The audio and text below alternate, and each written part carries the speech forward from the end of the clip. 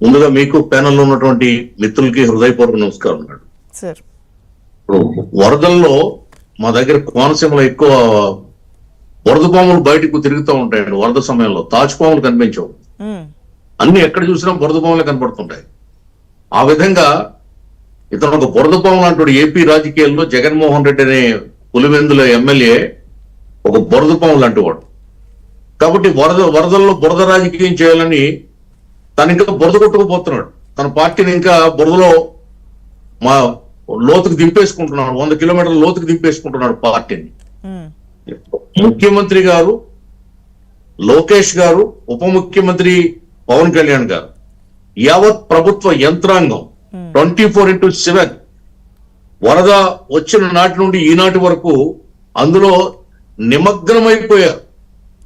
నిమిషం కూడా తీరిక లేకుండా, కాళ్ళు వాచిపోయేలా, కాళ్ళు నీటిలో నానిపోయి ఉండిపడిపోయేలా 74 ఏళ్ల చంద్రబాబు నాయుడు గారు ఆ నీటిలో నివాసం ఉండి తిరుగుతూ ఉంటే, ప్రజల మధ్య ఉంటే ఇతను వచ్చి అవాకులు చవాకులు పేలుతున్నాడు.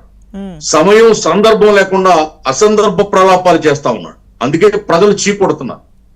చిత్తశుద్ధి లేని నాయకుడు, వరదలను కూడా రాజకీయం చేసి లబ్ధి పొందాలని చూసే ఒక గోతికాడ నక్క, పీక్కు తినాలని, శవాలను పీక్కు తినాలనే యావ తప్ప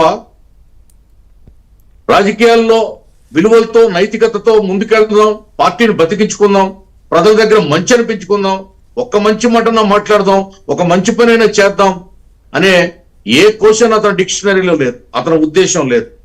అందుకే ఈవేళ ఎక్కడికి వెళ్ళినా ప్రజలు అసహించుకుంటున్నారు, చీకొడుతున్నారు, చేత్కరిస్తున్నారు, ముఖం మీద ఉమ్ముతున్నారు ఒక రకంగా చెప్పాలంటే. అయినా సిగ్గు లేదు, చీము నెత్తురు లేని రాజకీయాలు నడపాలని చూస్తున్నాడు. ఎందుకండి రాజకీయం నడిపి ఏం ఉద్ధరిస్తాడు, ఎవరిని ఉద్ధరిస్తాడు? రాష్ట్రం ఇతని దయ వల్ల, ఇతని నిర్వాకం వల్ల 30 ఏళ్ళు వెనక్కిపోయింది.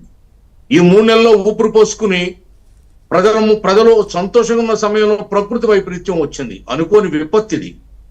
ఈ విపత్తుకి కేంద్రమే స్పందించింది, యావత్ ప్రపంచం స్పందించి విరాళాలు ఇస్తా ఉన్నారు. ఈవేళ తలో కొంత ఉడతా భక్తిగా, చంద్రునికో నూలు పొగలాగా సహాయం అందిస్తుంటే సహాయం చేయడు. గతంలో వరదలు వస్తే ఇస్తానన్న ₹1 ఇవ్వలేదు. ఇప్పుడు ₹1 ఏమో చేశాడు. ఆ ₹1 ఎప్పుడు ఇస్తాడో తెలియదు, ఎవరికి ఇస్తాడో తెలియదు, ఇస్తాడో లేదో కూడా తెలియదు. ఇటువంటి అబద్ధాల కోరు, ఇటువంటి అవకాశవాది, ఇటువంటి అనైతికవాది ఈ రాష్ట్ర రాజకీయాల్లో, ఈ రాష్ట్ర రోడ్ల మీద తిరగనివ్వడం కూడా ఒక పెద్ద నేరం అని నేను భావిస్తా ఉన్నా. ఎట్టి పరిస్థితుల్లో ఇటువంటి వ్యక్తిని రాష్ట్రంలో తిరగనివ్వకూడదు. ఇటువంటి విషపూరితమైనటువంటి రాజకీయాలు చేసే వ్యక్తిని, ఆపదల్లో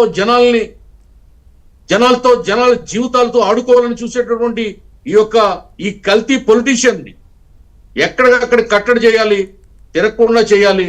అదే ప్రభుత్వం ముందున్నటువంటి ముఖ్యమైనటువంటి సమస్య. లేకపోతే మంచిని చెడుగా మారుస్తున్నాడు, చెడును